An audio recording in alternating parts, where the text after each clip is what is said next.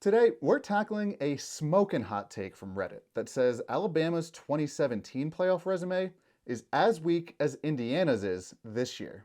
This part, even though Alabama's schedule was equivalent to what Indiana's has been this year, is the part that really caught my eye. This might be the absolute worst college football take I've ever seen. Let me show you why.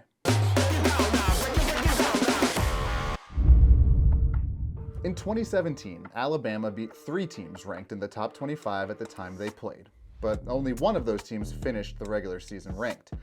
Personally, I think it matters more if the teams you beat stay ranked, so for me, Alabama beat 1 ranked team in 2017. They also beat 5 teams who finished the regular season with a winning record. This year, Indiana beat 0 top-ranked teams and just 1 team that finished the season with a winning record. Indiana did finish this year with 8 conference victories. Alabama only finished 2017 with 7. But SEC teams only play 8 conference games, and Bama went 7-1 in 2017. Big Ten teams play 9 conference games, and Indiana went 8-1 this year. I'm going to try and fairly compare each team's conference schedule and record in a second. For now, let's talk about non-conference cupcakes. Alabama's best non-conference win in 2017 was Fresno State? Man, that's rough. I mean, the Bulldogs did finish the regular season 9-3 that year with a good win in the final week of the season against number 23 Boise State. But yeah, Fresno State as your best non-conference win? Not a great look for Alabama. Indiana's best non-conference win this year was 5-7 Charlotte. So, even worse.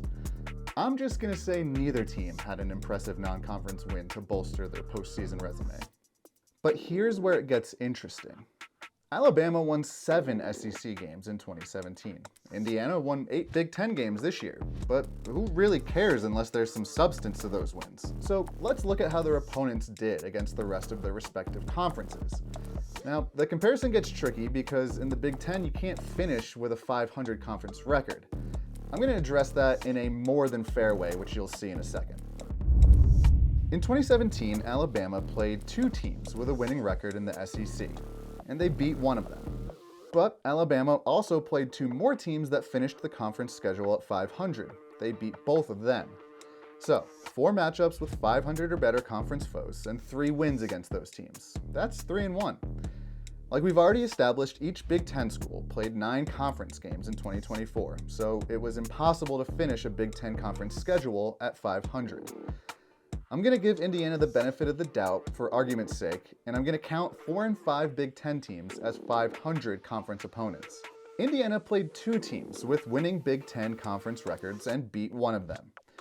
Indiana played 1 more team that finished with a 4 and 5 Big Ten record, but again, for argument's sake, I'm saying they're 500. Indiana got the win there, so they played 3 Big Ten foes with a 500 or better conference record and beat 2 of them. Even being generous there, Alabama still has a slightly better record and more wins against 500 or better teams in their conference. Those records are pretty close, right? I mean, too close to really make a difference when we're talking about playoff resumes. Let's see whose conference opponents were better against the rest of the FBS. I mean, if Alabama was just beating the cupcakes of the SEC, maybe Indiana does have a better argument than them. I mean, Alabama did beat a lot of bad SEC teams that year.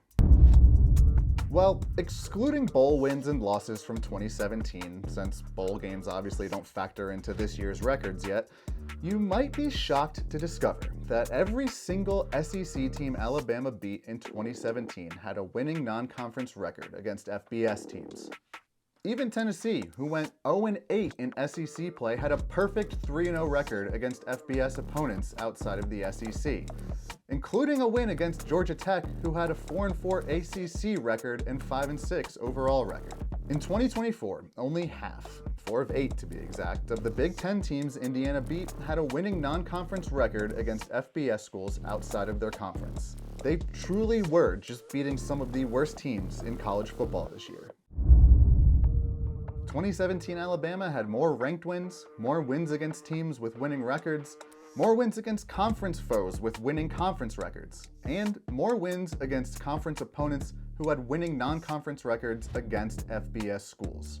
The resumes aren't just different, they're in completely different universes. But what do you think? Did I miss something?